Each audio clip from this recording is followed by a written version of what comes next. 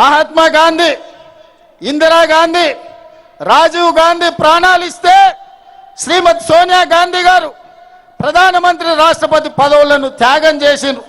ప్రణబ్ ముఖర్జీని ప్రధానమంత్రిని చేసింది డాక్టర్ మన్మోహన్ సింగ్. ప్రణబ్ ముఖర్జీ గారిని రాష్ట్రపతిని చేసింది డాక్టర్ మన్మోహన్ సింగ్ గారిని ప్రధానమంత్రిని చేసింది శ్రీమతి సోనియా గాంధీ గారు. ఏ పదవి తీసుకోలే.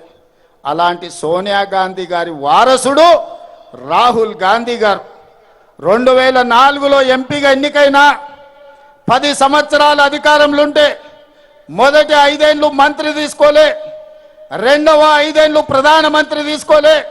ప్రతిపక్షంలో 10 ఏళ్ళు ఉంటే ప్రతిపక్ష నాయకుడిగా మల్లికార్జున్ ఖర్గే గారిని లేకపోతే బెంగాల్కు సంబంధించిన నాయకునికి ప్రతిపక్ష హోదా ఇచ్చిండు. కానీ 20 సంవత్సరాల తర్వాత 2024లో దేశము ప్రజాస్వామ్యము ప్రమాదంలో పడ్డది. రాజ్యాంగాన్ని మార్చాలని, రిజర్వేషన్లను రద్దు చేయాలని నరేంద్ర మోడీ కుట్ర చేస్తుంటే ఈనాడు ప్రతిపక్ష నాయకుడుగా రాహుల్ గాంధీ గారు బాధ్యత తీసుకున్నారు. మరి నేను అడుగుతున్న ప్రతిపక్ష నాయకుడిగా రాహుల్ గాంధీ గారు చేసిన నేరమేంది, ఘోరమేంది? మొట్టమొదట ఈరోజు ఒక నేపథ్యాన్ని చెప్పాలి. సిబిఎస్ఈ 10th ఇంటర్ పరీక్షా పత్రాలు గతంలో పేపర్లు దిద్దే విషయంలో జరిగిన అవకతవకలు, కుంభకోణాలకు 2019లో ఇక్కడ ఇంటర్మీడియట్ పరీక్షలు దిద్దిన గ్లోబరీనా సంస్థ, కేటీఆర్ బినామీ సంస్థ ఈడ ఇంటర్మీడియట్ 2019 పరీక్ష ఫలితాలలో అవకతవకలకు పాల్పడితే 27 మంది విద్యార్థులు ఆనాడు తెలంగాణలో ఆత్మహత్యలు చేసుకున్నారు. ఆ రోజు ప్రతిపక్ష నాయకుడిగా, పార్లమెంట్ సభ్యుడిగా ఆనాటి ప్రభుత్వం మీద కొట్లాడితే కోర్టులు ఆదేశాలు ఇచ్చినాయి గ్లోబరీనా సంస్థ మీద క్రిమినల్ కేసులు పెట్టి చర్యలు తీసుకోమని. కానీ కేటీఆర్ అయిన బినామీ సంస్థ, ఆయన చీకటి మిత్రులైన గ్లోబరీనా సంస్థ యజమానుల మీద క్రిమినల్ కేసులు పెట్టలేదు, అరెస్టులు చేసి జైలుకు పంపలేదు. వాళ్ళ మీద ఎలాంటి చర్యలు తీసుకోకపోను వాళ్ళు బ్రహ్మాండంగా పనిచేస్తుండ్రని వాళ్ళకి ఎక్స్పీరియన్స్ సర్టిఫికెట్ ఇచ్చిండు. ఈ సర్టిఫికెట్ను తీసుకొని 2023 డిసెంబర్ 7 నాడు మన ప్రభుత్వం వచ్చిన తర్వాత ఇక తెలంగాణలో పప్పులు ఉడకవు, నూకలు చెల్లవని గ్లోబరీనా సంస్థ పేరు మార్చుకొని కోఎంట్ పేరు మీద సిబిఎస్ఈ పరీక్షల ఫలితాలను డిజిటలైజ్ చేస్తామని, ఆ పరీక్షా ప్రశ్న పత్రాలను దిద్దుతామని ధర్మేంద్ర ప్రధాన్తోని కేంద్ర ప్రభుత్వంతో ఒప్పందం చేసుకున్నారు.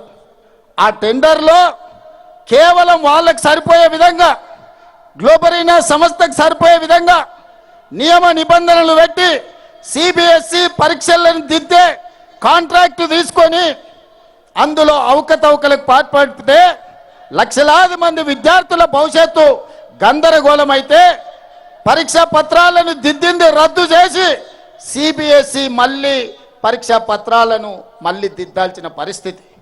దాంతో చాలామంది విద్యార్థులు ఆత్మహత్యలు చేసుకున్నారు. ఆనాడు బీఆర్ఎస్ ప్రభుత్వంలో ఇంటర్మీడియట్ విద్యార్థుల జీవితాలతో చెలగాటమాడిన గ్లోబరీనా సంస్థ మీద క్రిమినల్ కేసులు పెట్టి అరెస్టులు చేసి జైలుకు పంపకపోవడం వల్ల కేటీఆర్ బినామీ సంస్థ అయిన గ్లోబరీనా కేంద్ర ప్రభుత్వంలో సిబిఎస్ఈ ప్రశ్న పత్రాలను, పరీక్షలను తమ అవినీతికి వాడుకున్నారు. ఇదే కేటీఆర్ ఢిల్లీ బీజేపీలతో మాట్లాడి వాళ్లకు కాంట్రాక్టులు ఇప్పించడు. ఆ విధంగా సిబిఎస్ఈ పరీక్షలు, ప్రశ్న పత్రాలను కుంభకోణాలకు పాల్పడ్డప్పుడు ఈ కోఆంట్ సంస్థను మీరు అరెస్టు చేయకపోవడము, కేంద్ర ప్రభుత్వం చర్యలు తీసుకోకపోవడం వల్ల నీట్ పరీక్షల్ని నిర్వహించే వాళ్ళకు కూడా ధైర్యం వచ్చింది, దొంగతనం చేయాలన్న ఆలోచన వచ్చింది. జాతీయ స్థాయిలో నిర్వహించే నీట్ పరీక్షల్లో ప్రశ్న పత్రాలను బజార్లో పల్లి బఠానీలలా అమ్ముకున్నారు. రాజస్థాన్ కోటాలో, మధ్యప్రదేశ్లో, వివిధ ప్రాంతాలలో బీజేపీ ప్రభుత్వం ఉన్న రాష్ట్రాలలో నీట్ పరీక్షల ప్రశ్న పత్రాలను తెగ నమ్ముకొని కోట్ల రూపాయలు సంపాదించుకున్నారు. అందుకే ఇవాళ వేలాది మంది విద్యార్థులు సిబిఎస్ఈలో జరిగిన అవకతవకలు, నీట్ పరీక్షల్లో జరిగిన అక్రమాలను చర్యలు తీసుకోవాలి. కేంద్ర మంత్రి ధర్మేంద్ర ప్రధాన్ను మంత్రివర్గం నుంచి బర్తరఫ్ చేయాలి అని ఢిల్లీ వీధుల్లో వేలాది మంది విద్యార్థులు కదం దొక్కిరు.